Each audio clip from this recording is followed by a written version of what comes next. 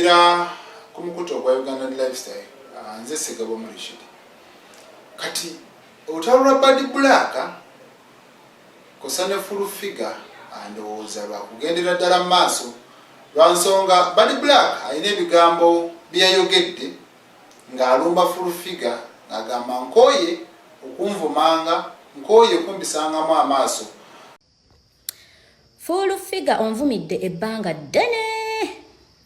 ddene buli kyenjogera nonnyingirira nompemula nokola buli kimu naye nnyongera okujjukiza tolina kyommanyiiko okujjako okumpemula.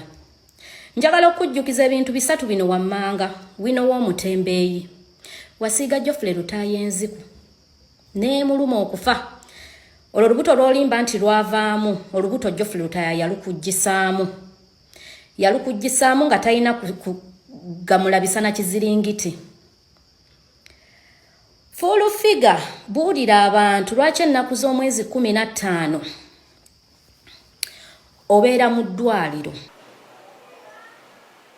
Kati bino byasobodde okubeera nga bigwa mu matu ga full figure naye yasobodde okubeera nga akolawo akatiisa. Ono nno ng'asinziira ku TV kwakolera ya Salt Media naye ayanukudde Bad Black era mu bigambo bye bw'ati bw'ayogedde. Lazy brain causes us and make wrong decisions. Lazy brains make us make wrong decisions. Your message again, Bad Black. Lazy brain obwongo bunafu causes us butuleetera to make a wrong decision. Okusalawo okukyamu. Mukwagala kwange temwabaddemu kuvuma nnyabo. Nja kukiddamu. Bad Black tokyalina kyogamba ggwanga. You were there for nothing. Ebitundu by'ekyama tebikyali. By the way, mu bantu ekizibu kya Uganda gw'omu ku bizibu bya Uganda. Bwe tuba tunoonya kakica wa ggwanga Uganda kokoola ggwanga. Gw'omu ku bantu betulina okukoola. Abaana bonna abali mu kwetunda wavaayo n'oba inspiringa n'obalaga nti okwetunda kukola ssente. N'otababuulira nti wali mubbi. You were a typical thief. You were a typical thief eyatuukako n'eruzira ng'osibiddwa lwa bubbi. Bwe tutunuulira full figure ekyamazima mu mawulire mwali nnyo ate era buli nsonga agenda maaso n'okubeera nga agiyingiramu. Tubadde twakamulaba mu nsonga za Ali Bwizera ate kati kaakati tumulaba mu nsonga eya taata amanyikiddwa nga Muzeeyi Kamaali.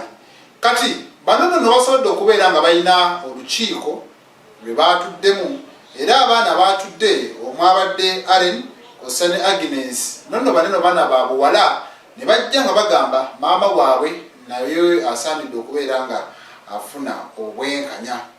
Kati omwana ono Allen newankubadde nti emikolo gye gyakaggwa egy'okwanjula omwami we teyayagadde nnyo okulabikira mu mawulire naye munne nga tayiza kyebeero olw'ensonga olutalo lwabadde lukutte wansi ne waggulu. Kati bano baatudde okusobola okubeera nga bateesa.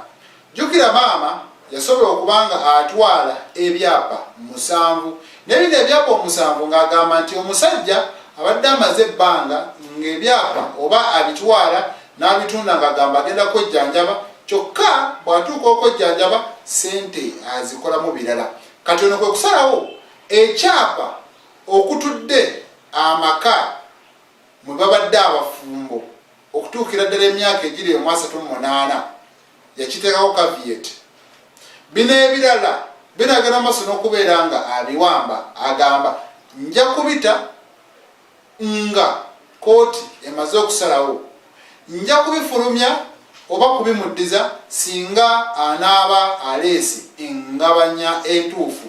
Kati ye omusajja ono Muzeeyi Kamaali agamba yeetaaga okubeera nga ajjanjabibwa naye obuzibu emmali gye yeekolera ate munnange bano bagikozesa nga advantage okugimumma ogitunda asobole okufuna obujjanjabi. So nga naye bagamba bingi nnyo by'otunze ate still n'amaka maama muwamuteeka wali oyagala kugenda maaso n'okubeera nga ogamugobamu. Ye Muzeeyi Kamaali bino byonna abiwakanya agamba ebimwogera bulimba bifu bwefufululufu. Kati ono twogerera abamu ku baana balina abato, omuto Charles wa myaka 19 era nga abadde asomera ku ssomero erya Verona. Kati kigambibwa okuba nti n'ebyokusoma yasooka n'abiteeka ku bbali olw'enkaayana eziriwo wakati w'abazadde bano ababiri. Bano abaana abamukyala mukulu bo bagamba taata waabwe alina okugenda maaso n'okubeera nga ajjanjabibwa, ate ab'omukyala ssaawa zino yali mu maka nabo bagamba taata atunzeeko by'atunze, twagala tumanye nti bino bya maama bimuweebwe, then ne bino tumanye nti nno obigabanya boti ne boti ne boti. Kubanga ye Muzeeyi Kamaali agamba amaka ngenda gamulekera kubanga yali agangoba mudda, naye ebirala byange newankubadde ebimu biriko amanya gange wamu n'agage, naye byange ebyo teetaga kubeera nga amanya ebibikwatako. So nga te n'omukyala agamba bw'onandekera amaka n'alya maka, olina okumpa ebintu ebisobola okuvaamu ssente ezitulabirira. So obutakkaanya ne bubeerawo bwe butyo, naye nga ebyo ebiseera ebisinga tebibula naddala mu basajja abalina abakyala abasukka mu omu. Bano abaana basobola okukwatagana nnyo ne taata waabwe, ate bano abalala ne bakwatagana nnyo ne maama waabwe. Kitegeeza ki? Buli muntu aba asikazzawe. Ebiseera ebisinga abaana batera nnyo okukwatagana ne taata waabwe beba abaana abakulu, kubanga babeera bakuze nga basobola okubeera nga bateesaganya.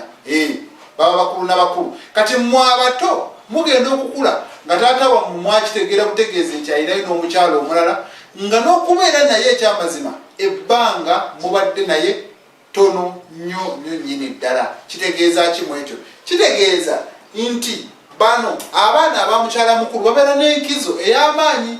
Abamu bayingira ddala mu myaka 2-3 nga ne bizinensi baziyingira dda, be basakamu akasente. Kati gwe mukyala muto weefubako wekka okusobola okulaba ng'okuza abaana. Kati Muzeeyi agamba njagala kujjanjabibwa, neetaaga okujjanjabibwa, embeera gye ndimu si nnungi, naye ate bba abaana bagamba ebyo byonna byonna wadde oli bubi era tukulaba oli mulwadde, ffe twagala kintu kimu, maama waffe omugabo gwe guliwa. So far ensonga ezo Afulufika yadde yaziyingiddemu, naye newankubadde tetunnamanya butya bwe binaggwa. Ezimu baazitwala mu kkooti, endala baagala batule wansi basobole okubeera nga basala eggoye nga tewaliwo kusika muggwa, nga tewaliwo ate kineno kiri eri n'amawulire bagaveemu, emaali eno esobole okubeera nga egabanyizibwa mu mazima n'obwenkanya. Kale ebyo bye biriwo so far, nze Ssegawa Mulekera.